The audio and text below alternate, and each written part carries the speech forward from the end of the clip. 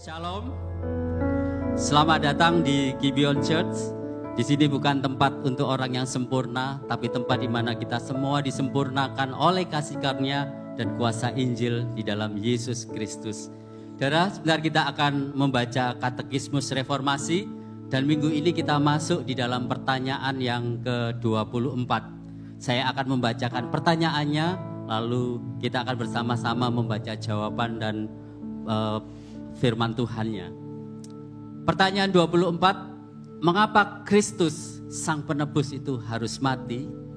Karena kematian adalah hukuman dosa. Kristus rela mati ganti kita untuk melepaskan kita dari kuasa dan hukuman dosa dan membawa kita kembali kepada Allah. Dengan kematian penebusannya yang menggantikan kita, Dia menebus kita dari neraka dan mendapat bagi kita pengampunan dosa, kebenaran dan hidup yang kekal.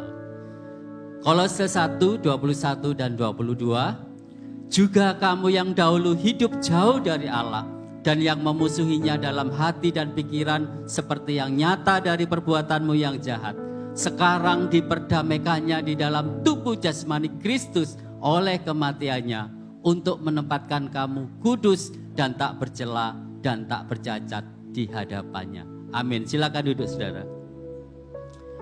Saudara-saudara, akibat dari dosa, maka itu merusak relasi atau persekutuan antara manusia dengan Allah. Saudara, kita tahu bahwa Allah itu adalah Allah yang adil, sehingga setiap dosa harus dihukum. Namun di pihak lain, Allah juga kasih, sehingga karena kasihnya, maka Dia mengirimkan anaknya, yaitu Yesus Kristus, datang ke dunia untuk menjadi penebus kita. Saudara, penebusan Yesus adalah puncak pernyataan kasih-Nya. Kasih Allah lah yang mendasari penebusan Yesus bagi umat manusia. Dan Allah menyediakan penebusan itu melalui kematian Yesus di kayu salib. Saudara, itu adalah pemberian Allah yang sebetulnya kita tidak layak untuk menerimanya. Penebusan juga memiliki arti pengganti, di mana hanya Kristus yang bisa menjadi pengganti orang berdosa.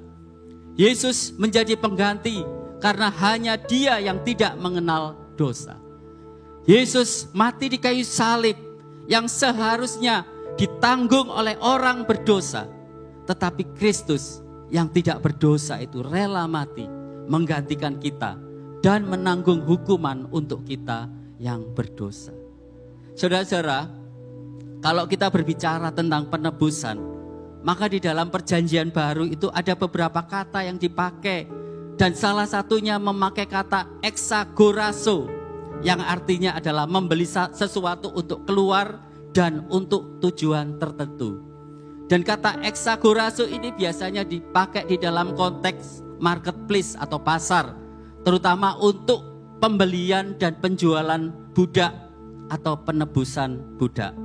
Saudara-saudara, pada zaman itu di pasar budak, maka yang dipajang adalah budak-budak yang perawakannya besar-besar, yang sehat dan yang masih muda, karena untuk dipekerjakan kembali dan harganya mahal.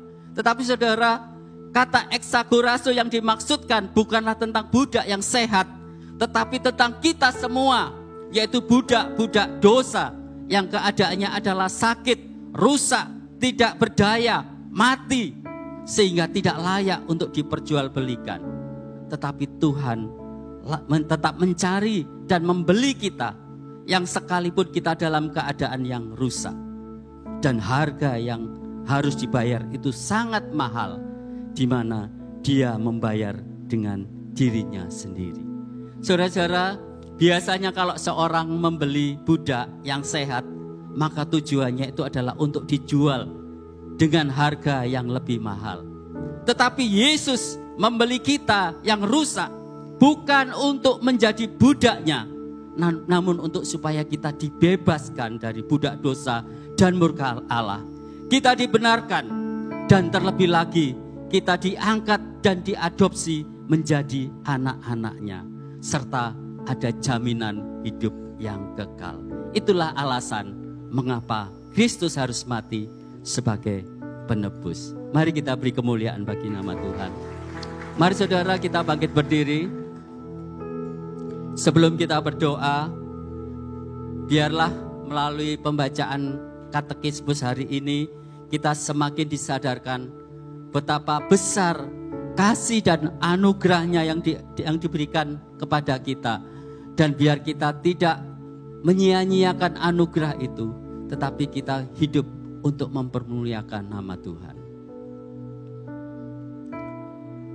Tuhan, kami datang kepadamu, kami mengakui bahwa kami sebenarnya adalah orang-orang yang layak untuk dimurkai, layak untuk dihukum karena pelanggaran dan dosa-dosa kami. Dan kami tidak bisa menolong diri kami sendiri. Sebab itu kami membutuhkan seorang penebus. Dan kami bersyukur Tuhan, karena kasih-Mu Engkau memberikan anak-Mu yang tunggal Yesus Kristus mati di kayu salib untuk menebus dan menggantikan kami yang seharusnya layak menerima hukuman.